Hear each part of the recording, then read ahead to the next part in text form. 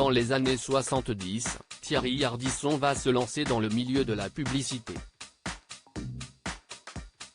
À l'occasion d'un reportage sur ce milieu, diffusé sur France 3, l'animateur a accepté de revenir sur ses débuts. Je suis arrivé à Paris à l'âge de 19 ans sans connaître personne et avec 50 francs en poche. J'ai été engagé en 30 minutes par l'agence Barbedo. La pub a été ma grande école. Si j'ai pu réussir plus tard à la télévision, c'est grâce à elle. J'y ai appris le sens du concept et du titre, a-t-il confié à Télé Loisirs. Et à l'époque, les budgets étaient illimités.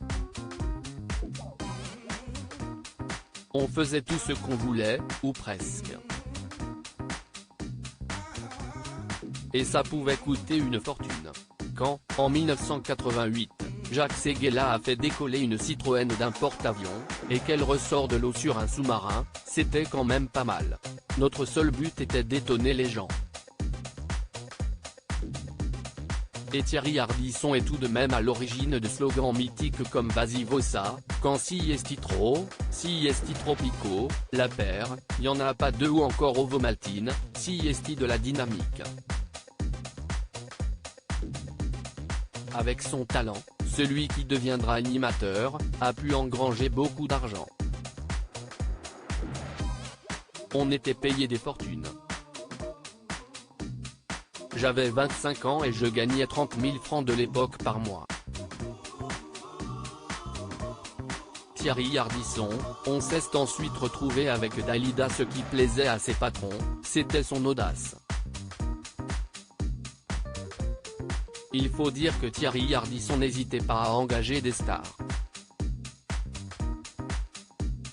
En acceptant de tourner dans des pubs, les acteurs du Splendide nous ont beaucoup aidés. Ils ont donné le ton, car ils étaient branchés. On s'est ensuite retrouvé avec Dalida qui chantait pour le désodorisant Wizard. Une bonne pub, si celle dont on se rappelle la marque. Et son pari est gagné puisqu'encore aujourd'hui, certains slogans sont encore d'actualité et sont devenus ultra célèbres.